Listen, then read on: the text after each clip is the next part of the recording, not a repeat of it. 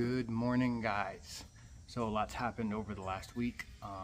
We lost electricity for a couple, 2 days, 3 days, due to that Hurricane Milton that came through. We were about 100 miles away from where it actually touched base or touched land.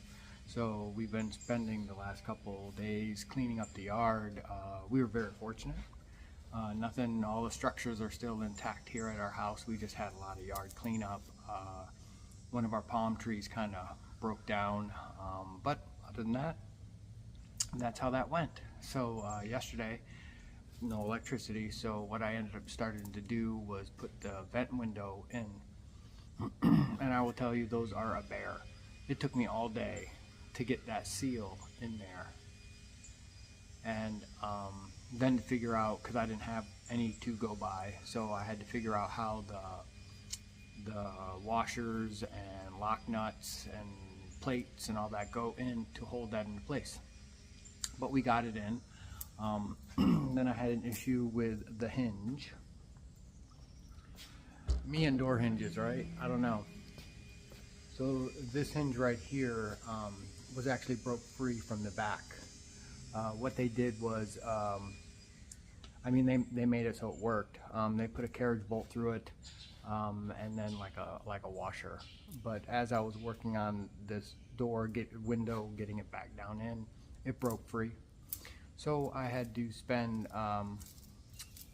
this morning early fixing that up. So I welded a plate in there. I didn't record any of this or that. Phone's been charging or whatever. So, because we were out of electricity. So now I've got that. So I got to put the seal in. I'm going to show you the other side. I haven't done that yet because I spent all day yesterday working on this side. But I got the seal in. I got to figure out why this doesn't work as it should. It's supposed to lock into places to lock in the window, but yeah, it's really hard to shut. Not so much because of the hinge, because of the new seal. So put the whole new seal all the way up around here, and then when you shut it, it wants to hit the seal right there, right here, but it'll shut. It's just that it's real hard to shut. It may be a little bit about how I had to fix that front hinge, but I'm hoping after time the seal will kind of relax a little. But it's definitely a positive seal all the way around, I'll tell you that much. But yeah. But the window works. It's stiff.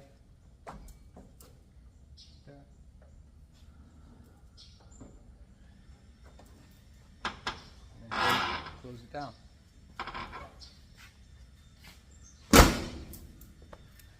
But anywho, the door opens, it shuts.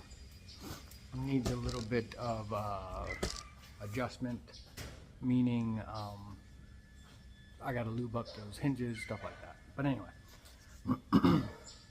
so this is the seal. I got this from Westburg or Wolfsburg West. You have to put the hole for the top pivot point for the seal, and then down below they have a hole, but it's not, I don't know, maybe these ones are a little bigger. This fits a general area of buses. What is that? I think like 58 to 66 or 67. So, but the hardest thing is to push this goes around, and then this goes in the groove, and then it actually goes, this goes around the frame. But anyway, so I am going to work on this. I'm going to bring you in here. Hopefully it won't take me all day to do this, but we shall see. So let's get into this.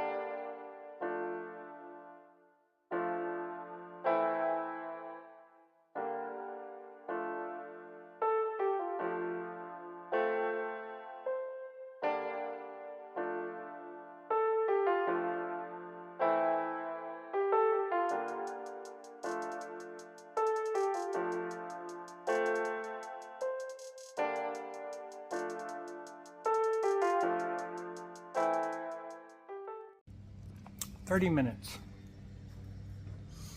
The outside took me 30 minutes. The hardest part is right in the corners. You know, because you gotta wrap your hands inside, squish it, and then push the one side in. And then once you get that, you flip it around and do the other side. This one, even though it says it's Wolfberg West seals, they say they're made in Brazil. This one. The other one actually was, it didn't have anything on it like made anywhere. But I know the Brazilian ones, if I had a choice specifically between German ones or Brazilian ones, I've been told or read or saw videos that the German ones fit better. They're softer than the Brazilian ones. So a lot of people have problems putting the Brazilian ones in.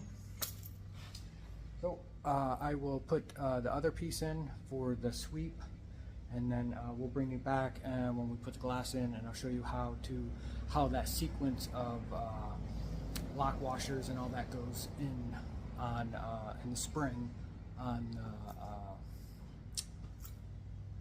vent window. Sorry, I'm kind of burning on like 4 hours of sleep here over the since Wednesday night. So anyway, I'll be back. Alright guys, so here's the vent window. What I learned on that one is you've got to clean all the paint off right here because of that little guy right there. It's keywayed. So it goes down like that. So this guy right here, it goes along this channel on the inside. Right there. And that gives the vent glass something to seal right there. So it's got two sides. See that? So this side goes towards the inside.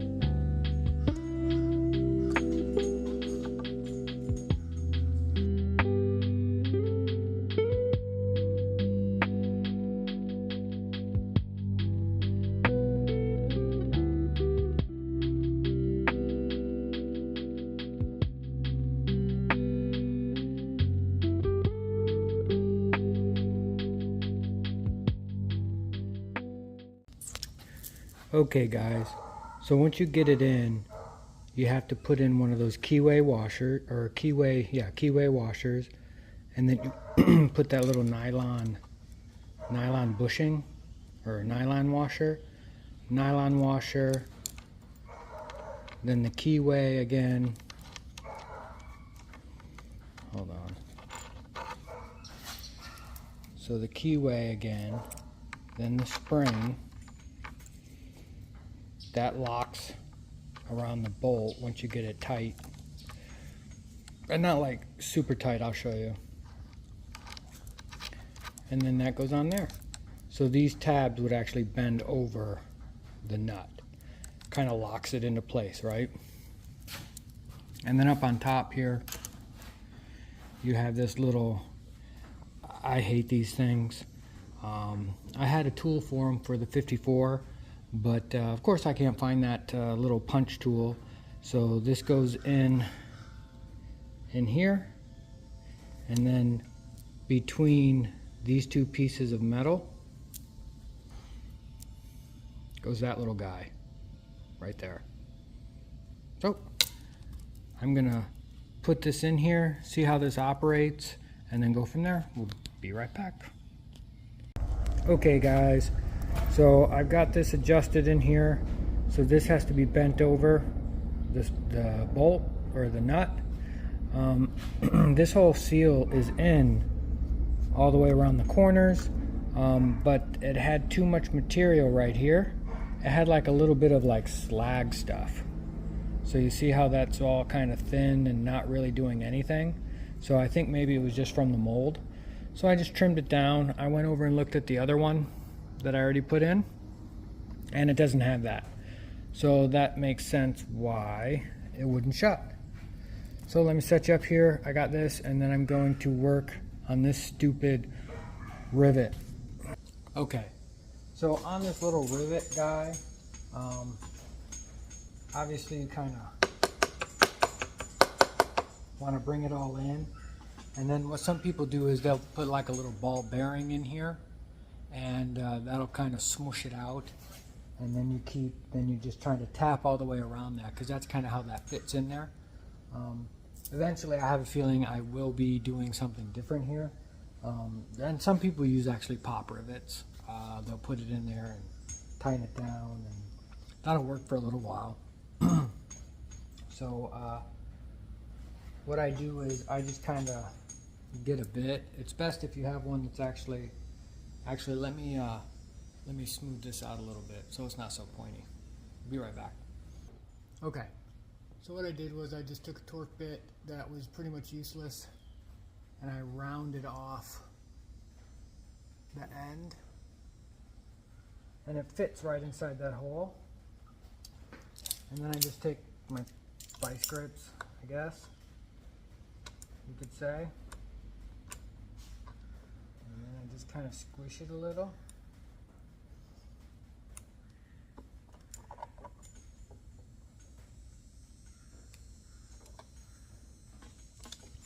And then I tap it. Like that.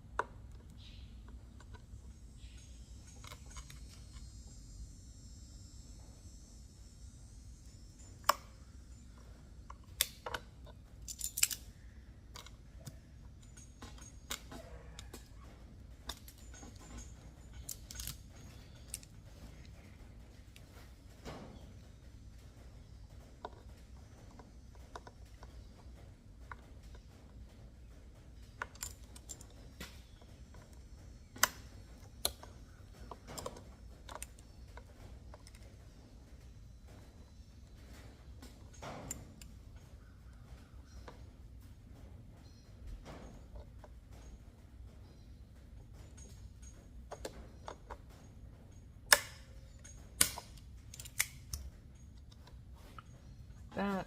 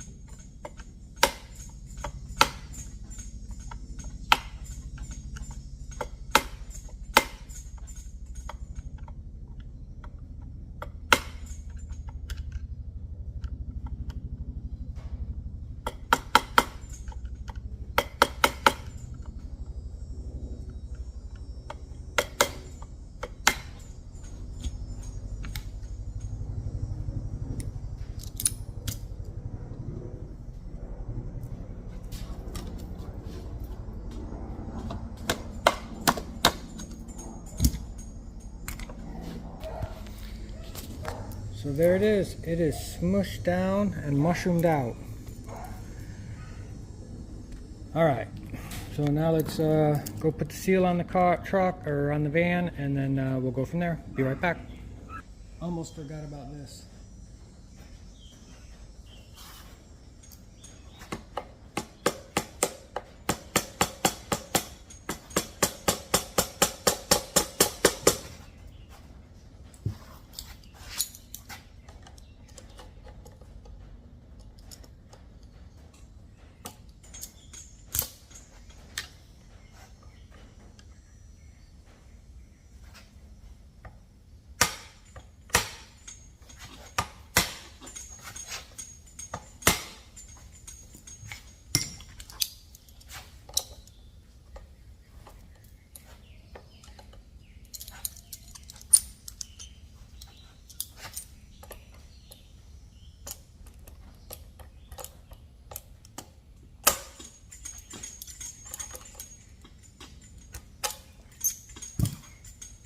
And there we go.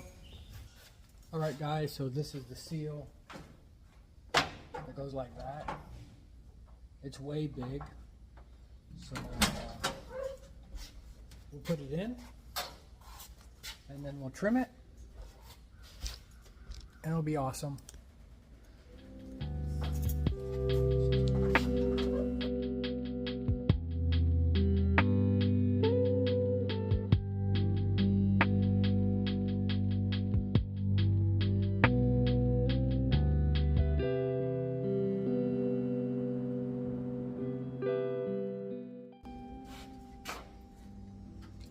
So that's what I mean by it's uber long here and uber long up there. So that's about 1.5 inches on this side, and then about 2 inches on that side. But all the holes need to line up that's inside that the window slides through. So let me go grab the window.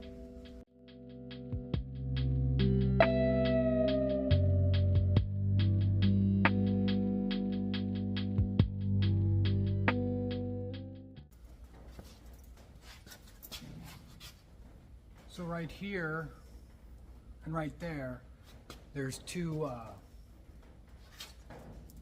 they're like a bolt that comes down through. And that's what goes through these holes right here. And, oops. This didn't have any hardware when I got it, so the windows were sloppy in there. But I got all the hardware for it. These are like M8s, two M8s right here, and then two that go like that. And then these are M6s.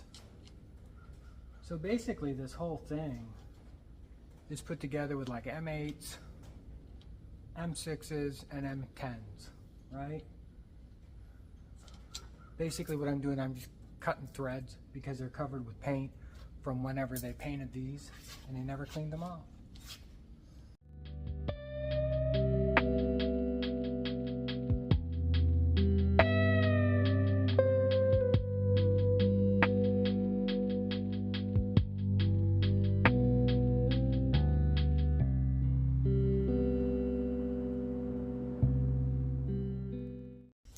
So the two on the end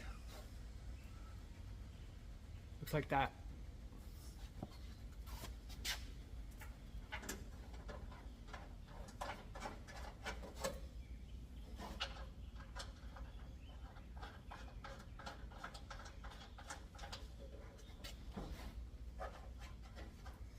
And I'm just going to start them off. So there's those two, these two,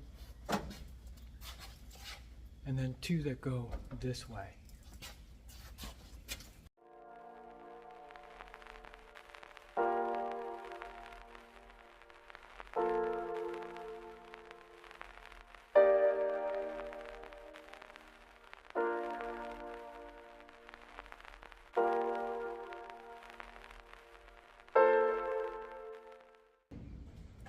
Okay guys, so you see that little channel right there? That's what that slides into. So it goes all the way up around. You have to feed it all the way up from the bottom around. this is what got me over at the other door. Once you put this seal in, it's real tight to open and close because it's right up against it. So what you have to do is you have to make sure that the track is clear of all the debris and stuff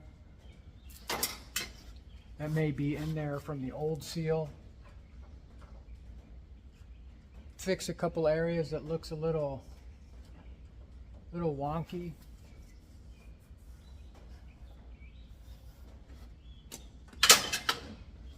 Alright, so what we'll do is we're going to spray a little glass cleaner on it. You can do any kind of like silicone or anything like that to make it slide up on there. It's not so bad. On that side it wasn't so bad, just following it all the way up. Just here, obviously, right here, because it does one of these little guys, and then down here. So you just have to walk it.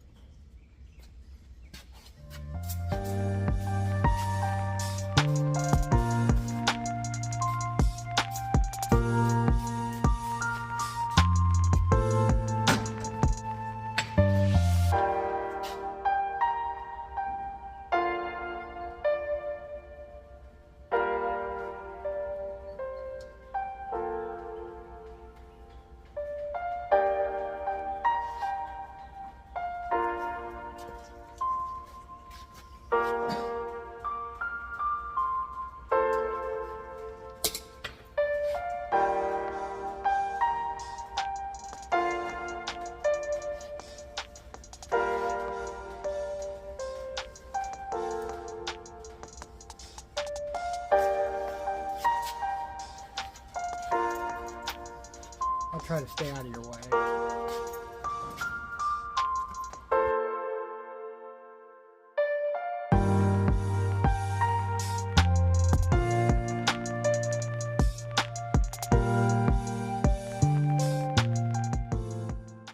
So this, see that? It goes right up against it.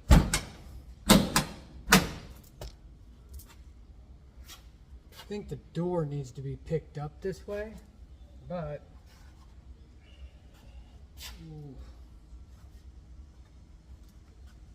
maybe if I put a jack underneath the door on this side down here and lift it up to get it back into whack. But for now, I like it. Anywho, so as you can tell, I'm pretty tired. It's been kind of a rough last 3 or 4 days. Just trying to get everything all cleaned up in the yard, all the trees, branches that fell down, broke some stuff in the back, so we had to fix all that stuff.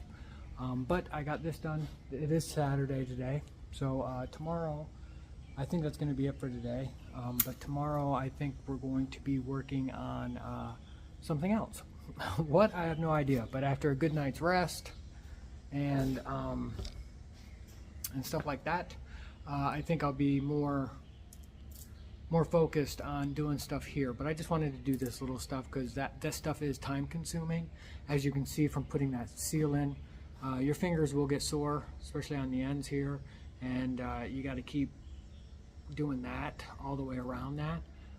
So that's pretty tough. And I will say, if you guys are going to do this with the seals in the vent windows, definitely make sure that the seals are German quality. Like I said, this one on the driver's side was a little bit more of a bear to put in than the passenger side one, but it went right in. Like, there was no trimming involved, no nothing. It just, once it got in there, it just clicked right in, and it was great. But the other one, as you can see, once it's clicked in there, it still has like extra, from the molding process, extra crap that had to be cut off, that flimsy. Anyway, so we will catch you in the AM. Good morning, guys. So today, much better day. Feeling pretty rested. So as you can see, the back is open. So what I'm going to do is my fuel gauge inside reads 0 all the time. There was a wire down there that was black taped up, and when I do the continuity test from that to the fuel gauge, it actually continuity, so it beeps, you know, the little tester deal. So what I'm gonna do is I connected it to the actual sending unit in the top of the tank, and I turn on the vehicle and it still doesn't work. So I just want fuel gauge working, right? So what I'm gonna do is the only way you can take that fuel sender out of the tank, the fuel sender looks brand new, is to actually pull the engine, and then you have to take the tank out. So what I do see is some people actually cut an access panel in the top of their package tray in the back here, so they can get to it in and out, because it's a long, if it's the correct one, it should be a long cylinder about that big, and then there's a float inside that rides up and down. So I know this has been converted to 12 volts. So I don't know if the gauge is 12 volt gauge or not. So it's either cut a hole for the package tray up here to gain access to the sending unit, or remove the underneath the dash package tray so I can get up in there and take the gauge out and check it out. There's a lot of other things going on with the wiring here. Like when I turn on the headlights for the parking lights, one headlight comes on, the other one is off, and when I pull the light fully on, one sort of comes on, one doesn't. So there's a little bit of a wiring mess going on underneath here. Supposedly he replaced, the gentleman that owned this, it's got all brand new wiring. So I don't know why it's not working. So maybe the best way to attack this is to remove the package tray inside, because I have to adjust where the speedo goes. The key is hard to get in and out because it's not right, meaning like half the hole is covering where the key goes. So things were put together kind of, I don't want to say not right, but definitely not right. So in order to get that package tray right there off, it's real easy. There's like a couple tens, and then you have to take the steering column holder off, and then the package tray drops out. But that'll be a lot easier to do a lot of things that I have to do up underneath there. Like, you know, the emblem, I have to thread it with M5. It's actually an M5, would be what the equivalent size of what's the standoffs that are on there. And so you can reach up in there and tighten them up. But with the package tray in there, it's hard to get all up underneath the dash. So that's probably what we're gonna do today. We're just gonna pull the package tray off, test that fuel gauge somehow. I'm not sure how to test it. I don't even know what the ohms rating is from it, but we shall see. So let's kind of get into this. I mean, there's so many things that I want to do on it that it's like, let's pick one thing and do it. But then again, I don't know, for some reason in my head, I don't want to disable the vehicle where I can't drive it at all. Even though I'm not driving it. I know, it's weird. But anyway, so let's set you up. We'll pull the package tray out from underneath. We'll pull the gauge out. Again, I don't care if it's a factory gauge or not. I just want a gauge that works, that tells me how much gas is in it. It's kind of like the speedo too. I don't think the speedo works. I mean, when I pull it out here, I mean, I know I'm not going massively a lot, but it doesn't seem to even move off from zero. So I have no problem swapping all that. If I can find a GPS speedo that will fit in that hole, I'll do it. If I can find a better sending unit in the back to go and put a new fuel gauge in there, I'll do that. I don't care, as long as I have all the readings correct. But anyway, so let's start taking that package tray out. Hey, so I'm gonna start, there's 1, 2, 3, 10 millimeters up here, and then there's 3 13s holding that little steering column thing in, and then this should kind of drop out.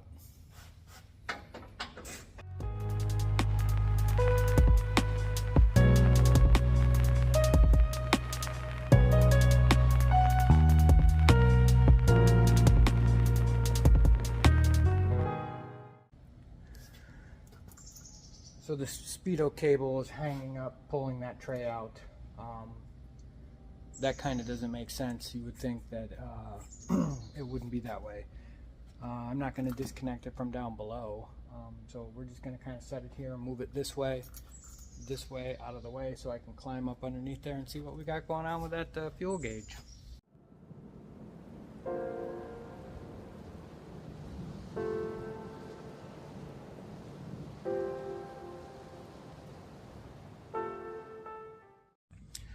So I got the gauge out. I'm going to test it to see if we even got power to it, and then go from there. So we've got 7.4 volts going to this. I think it's supposed to be 12 volts. So I think it's supposed to be 12 volts, but it doesn't look like, I don't know how you would tell if it's a 6-volt gauge or not. There's nothing on it that says 6-volt gauge. So let's see here.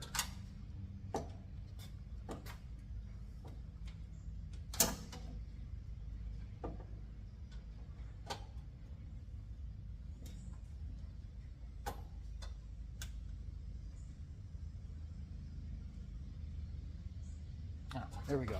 All right. So now when I ground it this way, we get 12.4. So I know that's working.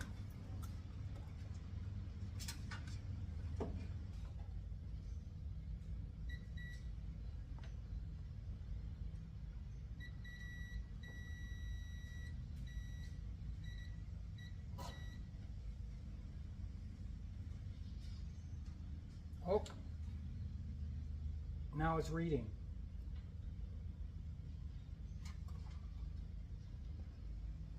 Now it went all the way to full.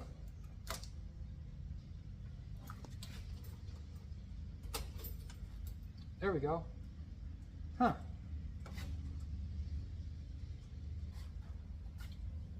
Well, it seems to be working when you have it removed. So I'm thinking it's a ground issue up here. So let's try to, whoops. So let's try to ground the gauge and see. So it's reading full. So, and the guy said that he filled it up with gas. So all the way to the top. So let me just run a ground wire, a better ground, and we'll see if that fixes the gas gauge issue. So what they had was, so this is the bracket that holds the gauge in place. Obviously it goes in the back, and then this screws into here, and then they had the ground going to the back of this, right? So the problem is this was not making a good ground for that gauge to work. So I'm just glad that the gas gauge is working, as long as I run the better ground. So I'm going to make a pigtail off of the ground here. Actually, I'm going to remake the ground wire, because I also have another one down here, or another wire here that was attached to the back of the post. So that may be an issue with some of the lights, because I don't know how. I got to trace that back. So obviously this is going to be a little bit, it's going to be hard to get you in here to show you what I'm going to be doing. But I'm going to be just making a better ground on this right here. And then we'll put a bolt through there, and then we'll just we'll have a better ground to the body. So that's what I'm going to do.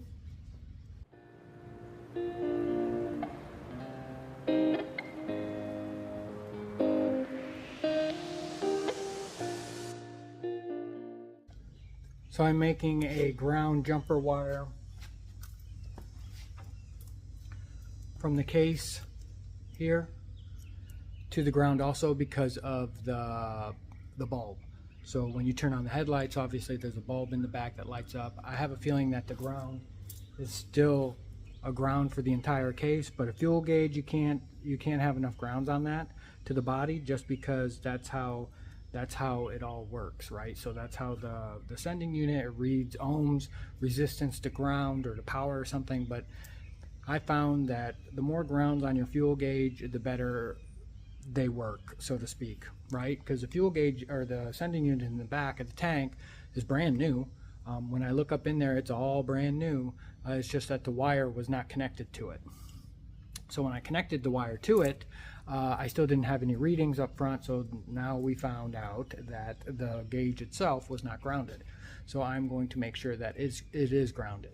And since I'm up here, like I said, I'm going to be doing other things with the electrical, see why the lights, certain blinkers won't work, certain ones do. But anyway, so just want to let you know I was making a ground. All that together, gauge does not work again.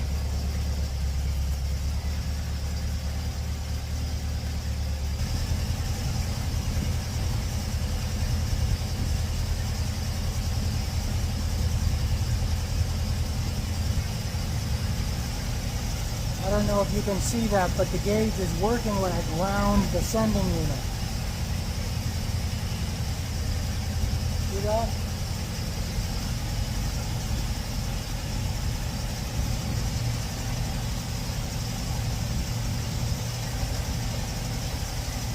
Now that it's heated up and really warm,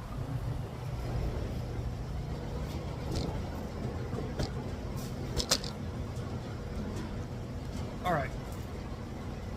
So when I ground the sending wire, the gauge works. So I know the gauge works. So I think I'm gonna have to pop a hole in here and see what's going on for the actual sending unit back here. If it's not grounded, maybe the tank's not grounded. I don't know enough about these yet. So I'm just kind of figuring it out as we go. So yeah, thanks for sticking out with me here, trying to figure this out. Be right back. Let me set up the camera or something, see what we got going on. Alrighty guys, so just looking up underneath there, since I had the engine running, I have to actually be like hugging the motor to get back there to look at the sending unit. I do not see a ground off that sending unit, just the one wire coming out. So that would lead to tell me that the gas tank is not grounded, or at least the sending unit is not grounded. So before I get to tackling that, I want the engine to cool down. I have the fan blowing on it. Shouldn't take that long, but might as well, since I'm doing electrical and I'm up underneath the dash, my driver's side running lights, blinkers do not work, but the passenger side one does. So now I'm going through underneath that wiring mess. It's actually a mess underneath there, like really bad. That's kind of a safety issue. If I had another harness laying around, I would just pull that all out and put in a whole new harness, meaning one that's not that, because that one right there, it's not the original harness, obviously, but it is a like original harness. So let me bring you around here and I'll show you all this stuff. All right, guys. So this is what we kind of got going on underneath here. So that is the old style, let me move the jungle here. The old style fuses right there. Not a big fan of those because they leave the backs totally exposed, open. So that could cause a problem. But there's some wires back there that are attached. And then I have a lot of like electrical tape going on here for this flasher, which I'm not sure. It kind of it's a mess. And then this I don't even know what this goes to. It actually runs up. So I don't know if it's a dome light, but there's no dome light in this thing. So yeah, lots of these guys right here, little twisty connectors. This, I don't know if this is a alternator light or an oil gauge light, but this was stuck up in the dash. Yeah. And then all up to there is kind of a nightmare. And then there's that box right there, that this switch right here runs into here, into all this right here, which I think that means like blinkers. I'm not quite sure what their wiring is on this, but it seems to be like blinkers.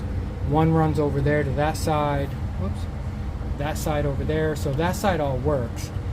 but there's nothing running from that box to here. It just runs into there. So I'm gonna have to do a little bit of continuity testing here. So this is the part that's not fun at all. So I'm just gonna kind of set the camera down here and start running start testing wiring to see what goes where or supposed to. Like this, I have no idea what this does.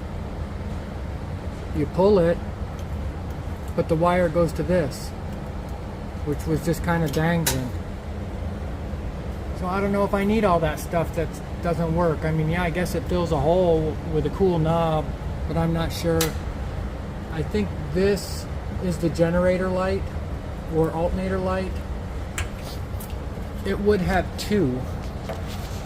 It would have one that's a generator light, which would be, or an alternator light, which would be red.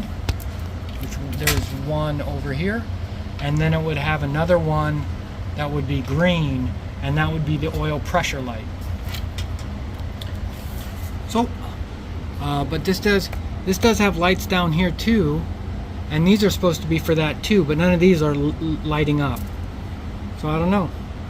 And of course, the gas gauge we all know about. So let me I'm just gonna put the camera down for a minute. I'm gonna put it in its holder, and then I'm going to start continuity testing stuff. Meaning from first I want to find out what that bulb goes to. That's number one. If that is an alternator light or an oil pressure light, I'm going to mark it, and then I'm going to go like that. So it's very methodical, but it's very time consuming. So we'll be back. Alright guys, so I figured out the wiring on my blinkers. So now I have all the blinkers working correctly. So now I'm testing that one light bulb. The one light bulb, so I have this, I'm testing continuity is what I'm doing. So if it's the oil pressure sending in it here, that grounds the bulb up there, which in turn turns it on, right? So I've got my voltmeter set at continuity. So when you touch it, it beeps. So I've got the one wire that's ran up to the bulb. I just got stabbed by a wire. Up to the bulb. All the wiring on this runs underneath the bus. So this is a good way to test continuity from front to back, is just have a spare wire and test it. So I do believe that it's oil pressure.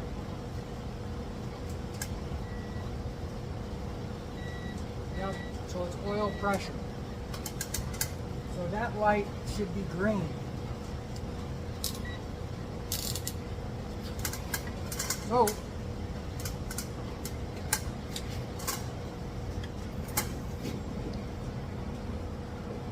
So what I'm probably going to do is I am going to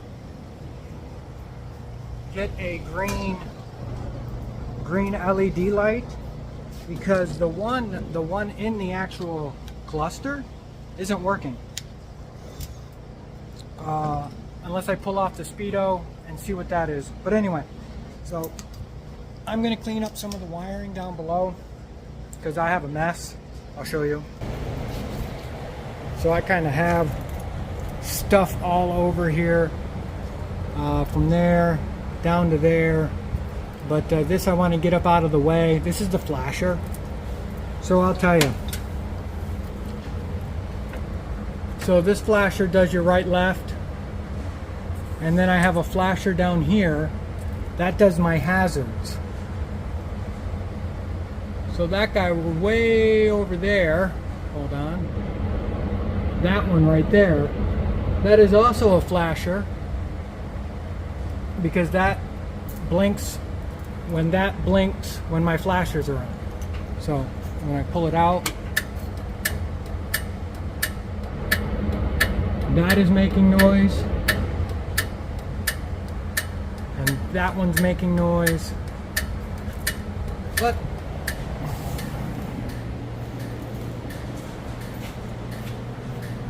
flashers work now.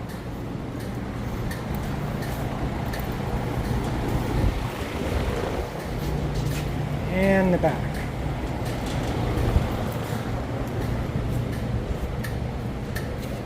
So hold on a second.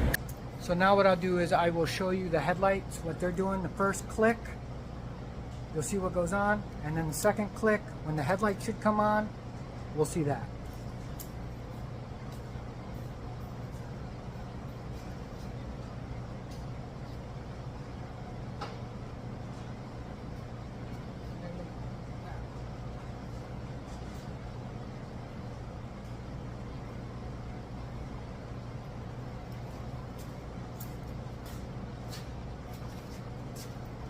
So right here, what you're seeing lit up is just like a little running light that's off to the side there. Now that headlight on low beam is not working. This headlight turns on when parking lights should be on.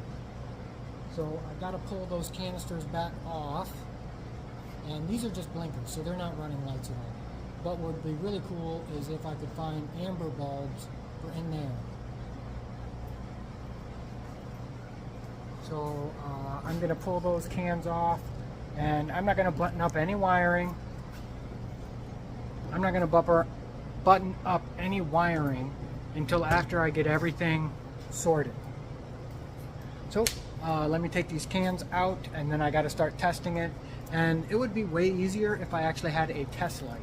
So the test light that you hook on the ground, and then you just touch the leads to see which ones are working. I don't have one, mine broke. So I'm using a voltmeter, and also I have a power probe that I can hook up to the battery, and I can run 12 volts through things to get them to light up. So yepper. So let me get the headlight situations working out. I'm going to pull out the headlights, see back again, see which ones are, if maybe the headlights are bad. But either way, I want to swap out those bulbs inside with little LED bulbs. So we'll be right back.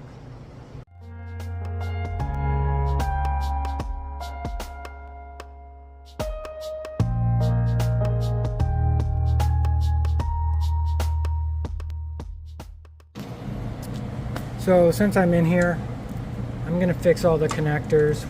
They just got these little butt things, and this was kind of duct taped to the wires. So let me just fix all this stuff.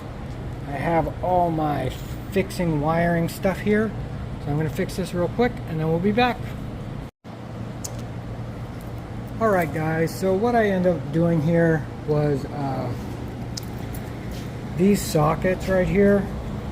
One actually fell apart as I was trying to fix what was going on here, and I get no power out of this socket. So what I ended up doing was just replacing the sockets with new ones. Now these ones I had laying around from I don't know, I got a whole drawer over there full of wiring stuff. So I replaced both sides with new sockets, updated ones, new grounds right there and there. So let me set you up here real quick. So I do have one headlight is totally dead. So when I put power to either side, high or low beam, nothing happens. And that happened to be the driver's side one. So the passenger side one is still good. So let me show you that they're working.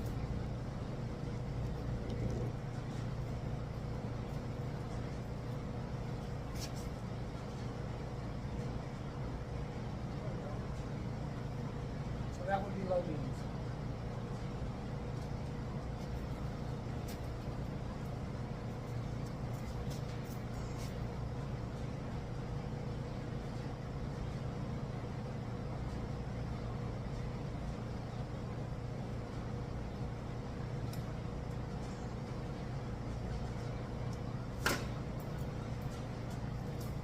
So the headlights are good to go. So the lever is a 2-clicker. You put it on, I don't know, the headlights come on, you pull them fully on, and then all the, the brake lights come, or the tail lights come on. So yeah, I don't know why that's that way, but my headlights are working. High beam switch works. My blinkers all work now, and the tail lights are all working as they should. I found out which bulb that is up underneath there, which is the actual oil pressure light. So I have to put a green bulb in for that. Yeah, so far pretty good. So as you can see, I used fabric tape.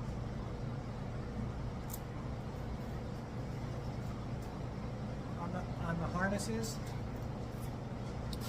And then as I finish up one harness, I go on the inside and I put fabric tape around it so I know that those are done. So now what I have to do is I have to clean up the marker lights or the blinkers on this side, run it through down so it's all a little bit neater. So I'm going to do that real quick and then we'll be back. Alrighty guys, I think that's going to wrap up this weekend because I found an owner's manual online for this, and when I look at the dash and some of these switches that are in here, they don't even belong in there, meaning there's one switch that does nothing, but when you turn it to the on position, it throws power out to a wire that goes nowhere. It's just like bundled up and just there with the hot lead hanging out. That's just one example. And then none of the lights in the speedo. There's actually 3 lights down below.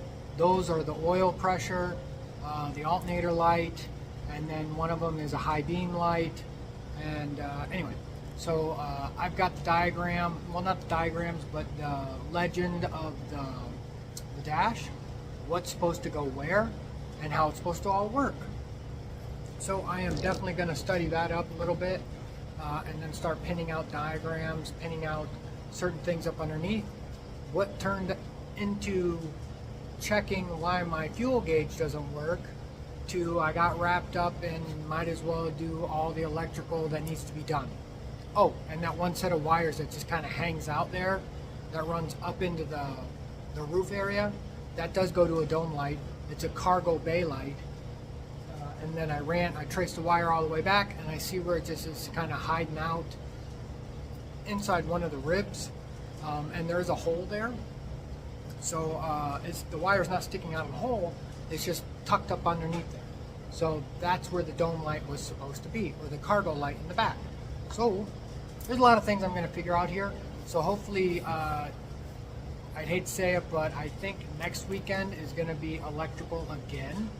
Meaning to get all up underneath this dash, get the whole speedo cluster out, start pinning that out, and make all the wiring nice, because that's important. That's a safety issue. I don't even, yeah, some of these things up underneath here, I just don't understand. So I need to understand it so I can fix it. But we got the headlights working, turn signals working, flashers working. I want to get 2 of those amber bulbs for inside the housings. Those are just running lights. But anyway, and I have to get 1 headlight, but I'll probably get a pair of headlights because of I like to replace them in pairs just to make sure that they're the same. So anyway, so thanks for braving it out with the vent window install and the wiring stuff. I know it's not too exciting, but it is things that have to be done, and maybe this will help someone else out that has a Volkswagen and needs to know some of this stuff. Because I don't really I see stuff like bits and pieces of what I'm doing, but nothing to show why it works that way or how it works that way. So that's all I'm trying to do, just pass on some knowledge as I gain it from working on this, because this is a new canvas for me to work with. All right, again, thanks again for hanging in there with me. Hit like, share, subscribe. I don't know, all that other fun stuff they tell you at the end of the videos. And hey, go out and build something cool. I'll catch you next weekend. Bye.